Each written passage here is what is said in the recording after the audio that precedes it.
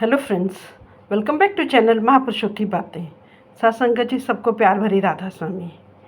आइए सुनते हैं कुछ प्रेरणादायक वचन। ये वचन राधा स्वामी सत्संग व्यास द्वारा प्रकाशित पुस्तक सत्संग संग्रह भाग 1 में से लिए गए हैं। इस पुस्तक के पृष्ठ संख्या 44 पर हजूर महाराज चरण सिंह जी फरमाते हैं, हमारे वेद शास्त्र ग्रंथ और तथा धर्म पुस्तकें क्या हैं? ऋषियों मुनियों गुरु साहिबों संतों महात्माओं पीरों पैगंबरों ने मेहनत करके मालिक से मिलाप किया। उन्होंने जो जो नज़ारे रास्ते में देखे, जो जो रुकावटें उन्होंने रास्ते में देखी, उन सब का जिक्र उन्होंने ग्रंथों पोथियों में कर दिया। उन्हें पढ़ने से इस अपने मंजिले मकसूद का पता चलता है, रूहानी रास्ते की दुश्वार घाटियों का पता लगता है। पर जो कुछ हम पढ़ते हैं उसके द्वारा ना तो दुश्वार घाटियाँ पार होती हैं, ना ही मंजिले मकसूद नज़र आती है। जब हम उस पर अमल करना शुरू कर देंगे तो हमारे मार्ग में से ये रुकावटें भी दूर हो जाएंगी और हमें अपने मंजिले मकसूद भी नज़र आने लगेगी। ग्रंथ पोथियाँ पढ़ना इसी प्रकार है जिस प्रकार एक मैले बर्तन को मांझ कर साफ़ करना। लेकिन मैले बर्तन को किस लिए साफ़ किया जाता है? ताकि वह किसी अच्छी वस्तु के रखने योग्य हो जाए। मैले बर्तन से साफ बर्तन अच्छा है, परंतु साफ बर्तन से भी भरा हुआ बर्तन कहीं अच्छा है। जिस हृदय में हम नाम रूपी अमृत डालना चाहते हैं, उस हृदय को हम महात्माओं की पुस्तकों को पढ़कर उनमें लिखे उनके अनुभवों का लाभ लेकर शुद्ध कर सकते हैं, पवित्र कर सकते हैं। परंतु बर्तन को सिर्फ साफ करते रहना ही काफ़ी नहीं है, उसका उपयोग करने की भी कोशिश करनी चाहिए। उस शुद्ध हृदय को नाम रूपी अमृत से भरने की भी कोशिश करनी चाहिए।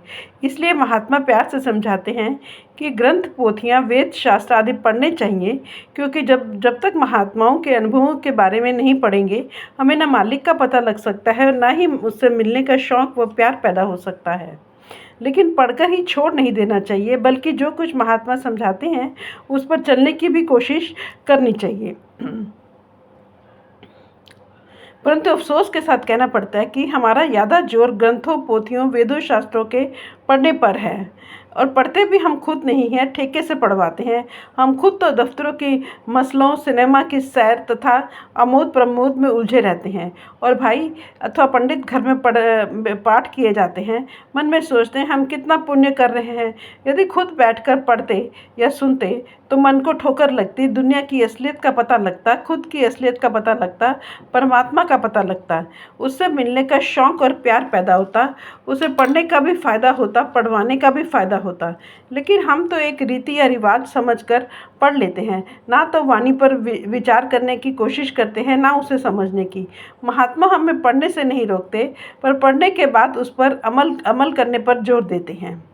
अगर हम सारी ज़िंदगी पढ़ते रहें, श्वास पढ़ते रहें, फिर भी सिर्फ एक ही बात हमारे लेखे में लिखी लगनी है कि वह है सूरत का शब्द को पकड़ना और नाम की कमाई करना।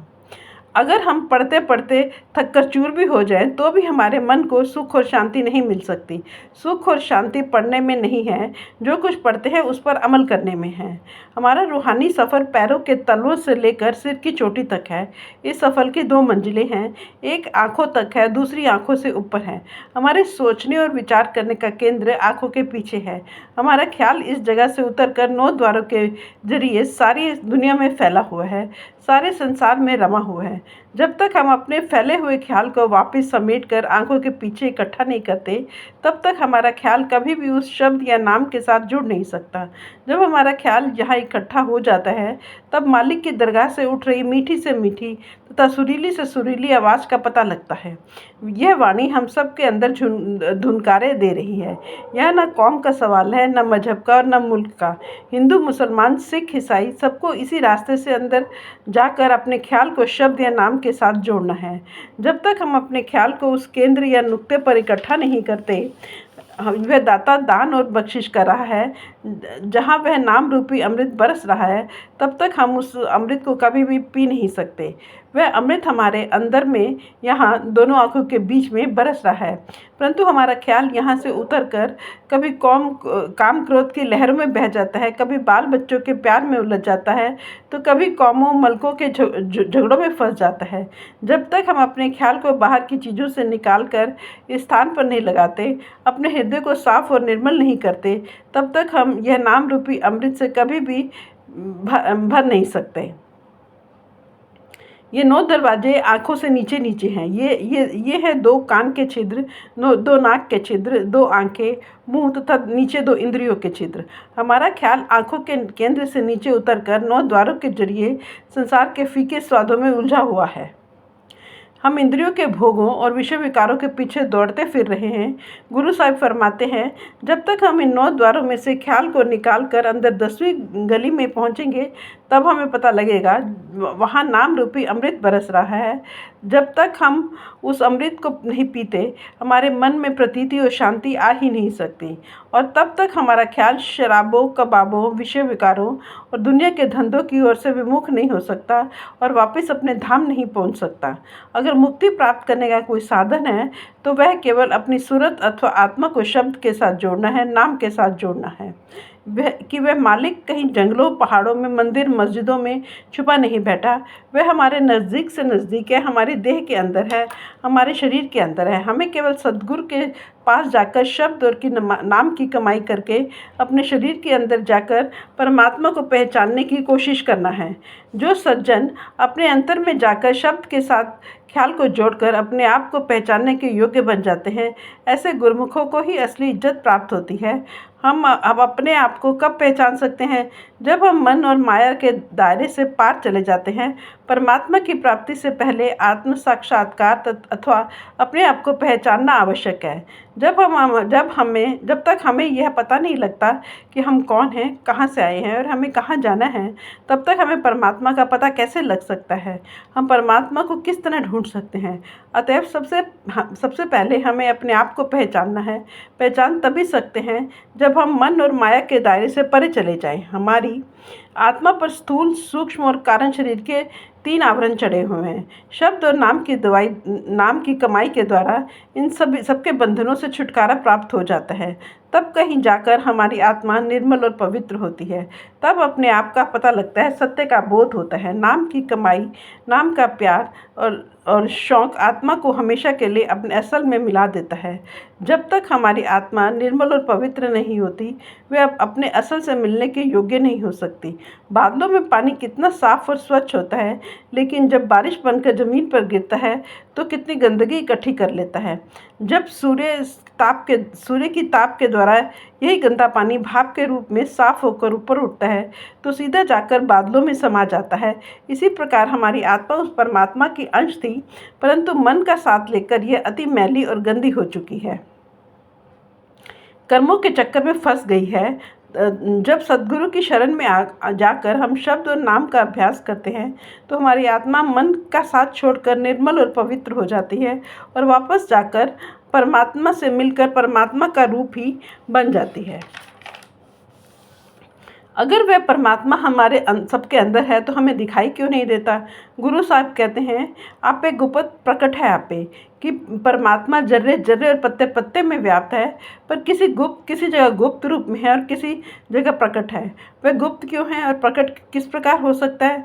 हमारे और परमात्मा के बीच में हौमे अथवा अहंकार की ज़बरदस्त रुकावट है कि अगर हमारे अंदर से हौमे चली जाए, तो हम जीते जी मुक्ति प्राप्त कर सकते हैं। दोनों एक जगह रहते हैं, दोनों का एक ही घर में निवास है, लेकिन फिर भी आपस में मुलाकात नहीं। आत्मा भी शरीर के अंदर है और परमात्मा भी शरीर के अंदर ही है, लेकिन ना आत्मा ने कभी मालिक के दर्शन किए और ना वह सुहागन हुई। यह परमात्मा हमारे अंदर है और हमें नज़र नहीं आता, क्योंकि हमारे और परमात्मा के बीच में हौमे का बड़ा ज़बरदस्त पर्दा है। जब तक यह हौमे की बीमारी हमारे अंदर से दूर नहीं होती, तब तक हम चाहे जितनी कोशिशें कर ले, हमारी आत्मा कभी निर्मल और पवित्र नहीं हो सकती। यह हौमे क्या चीज़ है? हम हर रोज़ सोचते हैं रहते हैं कि यह मेरी कौम है, मेरा मज़हब है, मेरा मुल्क है, मेरी संतान है। पर यह सब कुछ यह जो कुछ भी नज़र आता है, सब कुछ परमात्मा का है। हम अपने आप को परमात्मा से अलग समझे बैठे हैं। जिन चीज़ों को हम अपना बनाने की कोशिश करते हैं, ये न आज तक किसी की बनी है और ना बन सकती हैं। हम इन पदार्थों से प्यार करके इन्हीं का रूप बन बैठे हैं।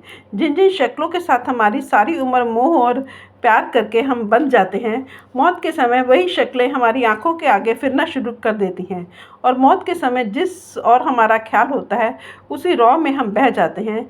यह विचार गलत है कि मौत के समय हम परमात्मा को याद करेंगे।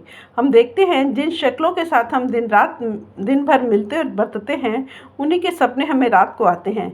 यह हमारे वश में नहीं है कि रात को चाहे जिसका सपना ले लिया जाए। जिनसे जागृत अवस्था में हमारे मन का मेल जोल और संबंध होता है, हमें रात को उन्हीं के सपने आते हैं। इसी प्रकार जिन शक्लों के साथ हम सारी उम्र प्यार करते हैं, वही शक्लें अंतिम समय में अपने आप हमारी आंखों के सामने आएंगी। अगर हमने ज़िंदगी में कभी भूले भटके भी परमात्मा को याद नहीं किया, तो मौत के वक्त परमात्मा की याद नहीं आ सकती। अतएव गुरु साहिब प्यार के साथ समझाते हैं कि उस वस्तु के साथ प्यार पैदा करना चाहिए जो कभी नष्ट नहीं होती, कभी फना नहीं होती। वह परमात्मा कभी जन्म मरण के दुखों में नहीं आता। जो सज्जन उस परमात्मा का ध्यान करते हैं, उसकी भक्ति करते हैं, उससे प्यार करते हैं, वे भी निश्चल हो जाते हैं। उनका भी जन्म मरण के दुखों से छुटकारा हो जाता है। अगर हम दुनिया की शक्लों और पदार्थों की भक्ति और पूजा करेंगे, तो हमें बार बार जन्म मरण के दुखों में आना पड़ेगा। अगर उस मालिक की भक्ति करेंगे जिसने इस सारे संसार की रचना की है और जन्म मरण से परे है, तो हम भी वापस जाकर परमात्मा से मिल जाते हैं। सो ये हौमे है, खुदी है, अहंकार है, जो बार बार हमें देह की कैद में खींच कर ले आता है। गुरु साहब फरमाते हैं, जब हम शब्द और नाम की कमाई करते हैं, तो हमारे अंदर हौमे ख़त्म हो जाती है। हमारे रास्ते से हौमे की रुकावट दूर हो जाती है। हमारा मन लज्जत का आशिक है, तरह तरह के स्वादों का प्रेमी है। इसकी आदत है कि किसी न किसी से प्यार करता रहता है, किसी न किसी के मोह में उलझा रहता है।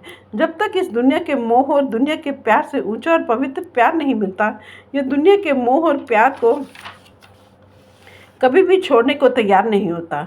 उस शब्द का प्यार दुनिया के सब प्यार से कहीं ऊंचा और पवित्र है। फ्रेंड्स, इस वीडियो को आज हम यहीं समाप्त करते हैं। अगली वीडियो में आगे बढ़ेंगे। Thank you.